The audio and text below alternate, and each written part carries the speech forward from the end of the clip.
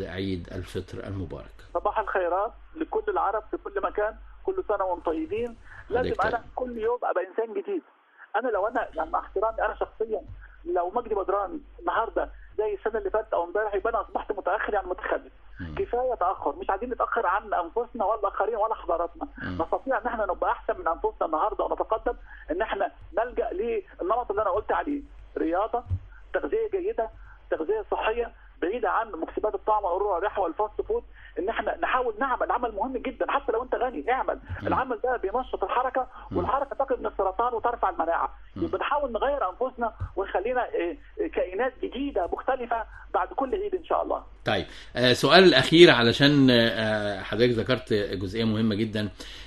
كتير جدا بعد سن المعاش بعد 60 سنه بيبقى ما فيش عنده شغل، فبيقعد وجسمه بيبتدي بقى تظهر فيه الامراض. هل ده علشان سنه بقى 60 ولا ده علشان هو بطل يشتغل؟ بقول لحضرتك انا اعرف ناس عندها 70 و88 سنه وشغالين زي الفل والذاكره كويسه. شوف بقى حضرتك، لازم نعرف كلنا خلاص، يعني خلاص دخلنا في المرحله دي. بعد ال60 تزيد نسبه الزهايمر.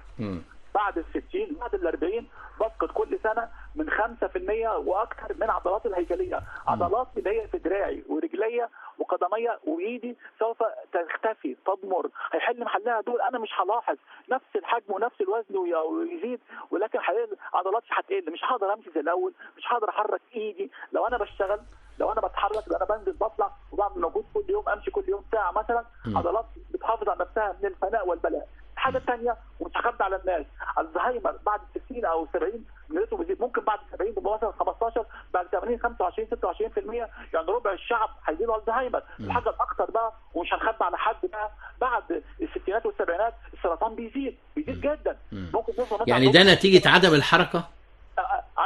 ده وباء. عدم الحركه يساوي قله مناعه. يبقى انا هسيب نفسي تفترسني الاوبئه بتاعت الشيخوخه. الشيخوخه، سرطان، الزهايمر، قله عضلات، قله مناعه. لازم اتحرك، حتى جلدي لازم يتحرك. يعني لو حد يقدر يدلكني في البيت، لو اقدر ادلك نفسي طول ما انا قاعد، اهزز ايدي، اهزز رجلي، اخلي حد يضربني على ظهري، ده كويس جدا. ده بيخلي الدم يجري. لو عملتش كده الدوره الدمويه هتقل. الدوره الدمويه بتقل في الناس الكبار بعد ال60. يعني حتى اللي ما عندوش امكانيه ان هو او عن ظروفه لا تسمح ان هو يشتغل، ممكن مثلا ياخد ساعه مشي في اليوم، دي بتعوضه يا دكتور؟ يمشي. وبعدين انا اقول لحضرتك انا مش لازم اشتغل عشان فلوس.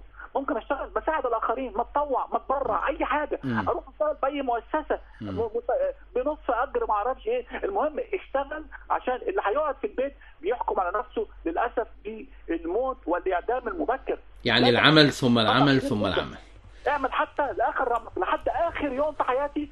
يا رب اتمنى ان انا اكون بعمل.